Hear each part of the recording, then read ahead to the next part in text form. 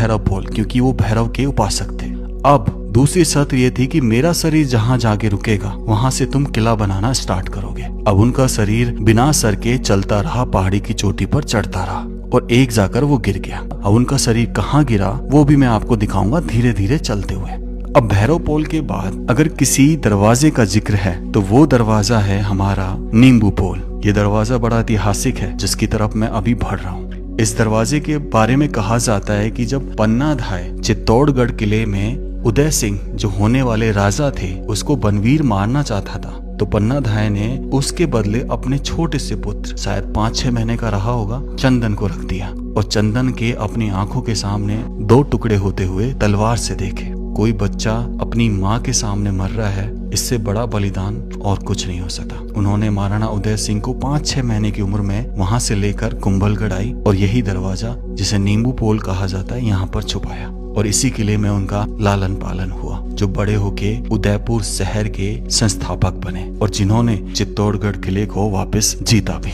अब मैं नींबू पोल से निकलने के बाद जिस पोल की तरफ बढ़ता हूँ वो पोल से पहले एक चौकी आती है, एक बुर्ज आता है, एक ऐसा बुर्ज जहाँ से इस पूरे कुंभलगढ़ किले की निगरानी रखी जाती थी। इस बुर्ज पर मैं बढ़ चलता हूँ और इस बुर्ज पर कुछ सीढ़ियां चढ़ने के बाद मैं कुछ छेद देखता हूँ। ये छेद 2 तरीके बने थे और हर दिशा में बने थे। एक बिल्कुल जब आपके दरवाजे के पास, आपकी दीवार के पास कोई दुश्मन सेना आ जाए तो वहां से गरम तेल और गरम पानी फेंक कर उसको रोका जाता था। इवन जब बंदूकें आ गई थी तो बंदूकों से हमला किया जाता था और जब भाले थे तो भालों से हमला किया जाता था। और ऊपर जो छिद्र है उस छिद्र से देखा जाता था कि दुश्मन कितनी दूरी पर है, तो वो दूर के लिए था और नीचे वाला छिद्र पास के लिए। ऐसा हर दिशा में बना था और इससे 360 दिशा में नजर रख सकते थे। तो ऐसे प्रोटेक्शन बुर्ज जगह जगह उस दीवार पे भी बने हुए थे जो तकरीबन 36 किलोमीटर लंबी बताई जाती है। और चाइना के दीवार के बाद अगर किसी का नाम लिया जाता है तो कहा जाता है कि वो ये दीवार है। हालांकि इसके बारे में कोई वेरिफिकेशन नहीं है कि ये दुनिया की दूसरी सबसे बड़ी दीवार है, लेकिन लोग बाग कहते हैं कि हाँ ये दुनिया की दूसरी सबसे बड़ी दीवार है। अब यहाँ से मैं बढ़ते बढ़ते चौगान पोल तक पहुँचता हूँ। चौगान का मतलब होता है बेसिकली